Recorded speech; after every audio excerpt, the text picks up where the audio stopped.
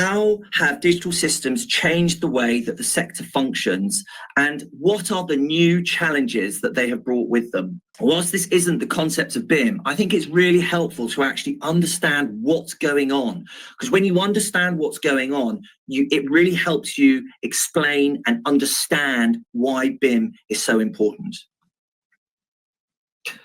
So certainly from a corporate compliance perspective, I'm very much looking at the tools that organizations use to deliver organization. Organizations are supposed to be organized. So how do we organize? How do we deliver? So the first thing we have is a corporate strategy. That's that seminal document at the top of the organization, examines the external environment, identifies where the business is today, and identifies where it wants to get to within 3 to 5 years. It looks at the resources and the challenges and the approach it's going to take to do that. And underneath that, you then have further, more detailed strategies. These might be related to development of properties. It might be your people strategy. You might even have a digital or a change strategy. Again, it's all about change. Underneath that, you then have your policies. This is really setting out what your responsibilities are and your duties, how you're going to meet them, how you aim to deliver on your responsibilities and duties through your day-to-day service provision. And underneath your policies, you have your procedures. So that's even more granular, but this is really your step-by-step how to actually deliver aspects of your services. It has responsibilities in it at a sort of person level or a role level, and it should also be really making clear what the business rules are that we have to adhere to. So these are the tried and tested tools that we've been relying on now for generations. Very much people orientated. They're written on pieces of paper, PDFs these days, but really that's the equivalent of a piece of paper. And they're very much, as I say, orientated to the human. And information in those days initially would have been all in filing cabinets. That's where everything would have been stored. But we've moved on and we now have computers. And with computers, we've got now 2 more layers in our layer cake that we need to consider. The first one is data flows. So when we go to a computer and we tap something in, that information flows around, potentially just within the computer, or it's going to fly off. Information is flowing around. It may come back to you. It may go back to another colleague, another organization. So that information is flowing around. We can't see it, but that's what it's doing. The final layer is the data elements. Now, these are the little parcels of information that comprise those data flows. So some examples here would be the name, the first name of a customer or of a colleague, or the last name, or it might be the street number of a property. It might be the floor number of the property. It might be the rent or the service charge. There's a whole host of things, but it's those little granular particles that can't be broken down of information that then are doing all the flows around our various systems. And all of this, of course, has to comply with law and legislation. And one thing I'd like us to think about is if we were still relying on filing cabinets, would we really be able to store all the information and manipulate the information that we rely on today? Just imagine, my organization manages 75,000 homes, owns 75,000 homes. How on earth would we keep all of that in filing cabinets? And so we have actually become incredibly dependent upon these digital systems and storage systems.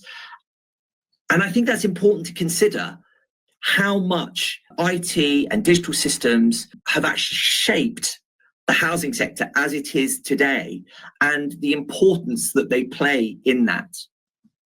Today, we're going to strip away the change bits and we're going to strip away the policy because in general, housing associations get the policy fairly well. And we're going to look at the procedure and those new computer-based levels. Now, 40 years ago, all those procedures were manual. There you go. There's a manual procedure. So again, it was step 1, step 2, step 3, and it was a human reading the step, taking it to the next person, giving it to the next person, sending it off to that organization, all very manual and people powered. But what we've seen is the introduction of computers. Now, originally, these were relatively simple systems, standalone, not interconnected. So you might go up to your computer, it might be an Access database or something like that.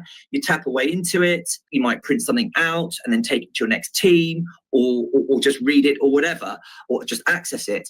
But it wasn't interconnected. These were standalone systems. And so the data flows there on the data flow level were relatively short. But what we've seen over recent years is those computers become more powerful, more sophisticated, purpose-based software, which can do more and more for us, until eventually today, they're really doing a huge amount of those manual processes. More and more of those processes have become ingested into digital software, digital systems, and those systems are even interconnected now. And I just want to have another pause, because I think it's very easy to forget how significant this is. The amount of stuff that's happening in computers and systems, we don't see it. It's behind the scenes. We tap at the computer, but we don't see this stuff happening. And actually, our organizations have almost become hollowed out. The core of it is all digital based.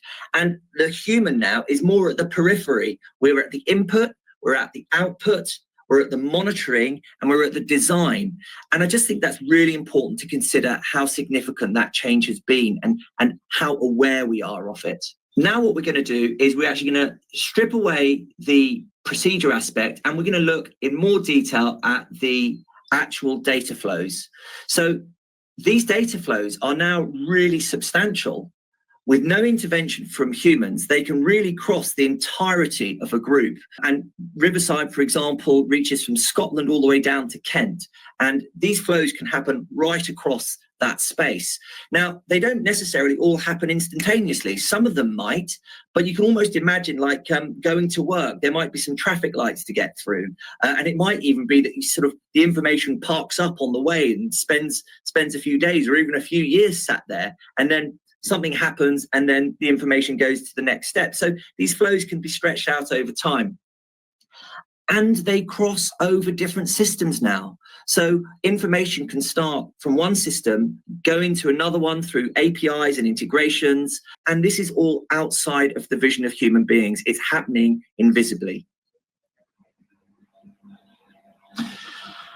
So let's see how this actually is manifesting itself in a social housing provider. So let's imagine those little group of circles is our development team, the different teams within the development team. And let's say the development director is trying to build a new scheme.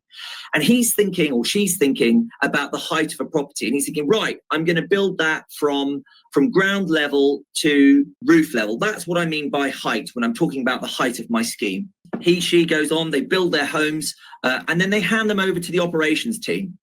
And the compliance team going, right, we need to make sure these properties are safe and compliant with the new Building Safety Act.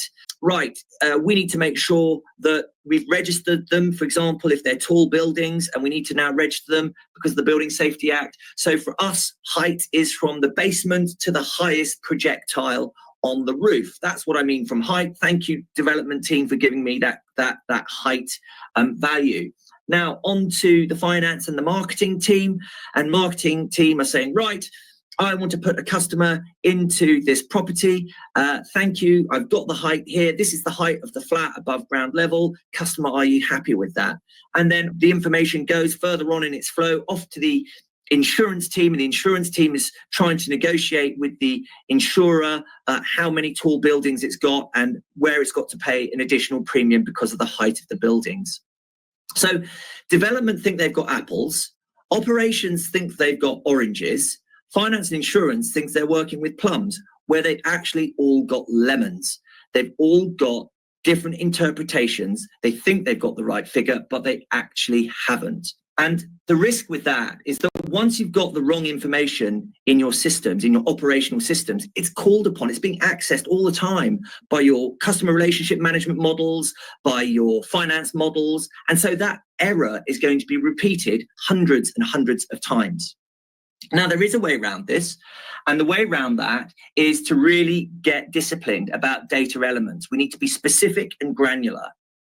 And there is actually a process and a standard which talks what we call about master data management, where you have to define each data element very carefully. So this might be height basement to uppermost projectile, height of apartment, height for tall buildings. And each of those are separate data elements and are defined separately. You'll set out where the master record is, that where's the single version of the truth that I can be sure I'm getting the right version.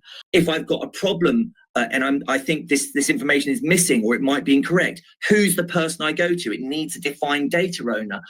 Are there some automated anomaly reports associated with this, and so on? All of that needs to be tied down. If we can do that, we can end up with a solid data quality, one version of the truth. And these sort of rules are set out in ISO 8000, which is called the data quality standard. And some housing associations are sort of dabbling with this now. They know, some might be more ahead, but many are just sort of really waking up to the scale of the challenge here. So that's where we are now. And the thing is, I think even with ISO 8000, we still have a challenge. Because in an organization with a large number of employees, so for example, Riverside has got approximately 4,000 employees, and they actually don't know that those layers exist. They know the computer exists because they tap away at the computer, they see the form, they see the software they're working on, they don't know where it goes, they access the information, but they don't really know where it goes. And I don't know about the organizations where you folks work, but my experience as a compliance professional is that actually often those procedures aren't in place either. And social housing providers are really complex. They've got lots of complicated services, and not having clear processes that navigate that complexity and set out the business rules and responsibilities make things even more difficult. And the result is what I call the Badlands. So it's where information is being tapped into all these computers, but it's piling up in unstructured piles without people really knowing what's going on. It's very unruly. People are a little bit getting up to whatever they want to. And all of this is under the radar. Execs are blissfully unaware until, bam, a major controls failure is finally identified. Potentially the regulators flagged issues with rent charges, for example, and we've gone in and we've just found, oh no, there's 2,000 tenants who've been overcharged for the last 2 years. And it's a big unfurling, a big explosion right up to the exec, right up to the attention of the board. Internal auditors are brought in to sort it out.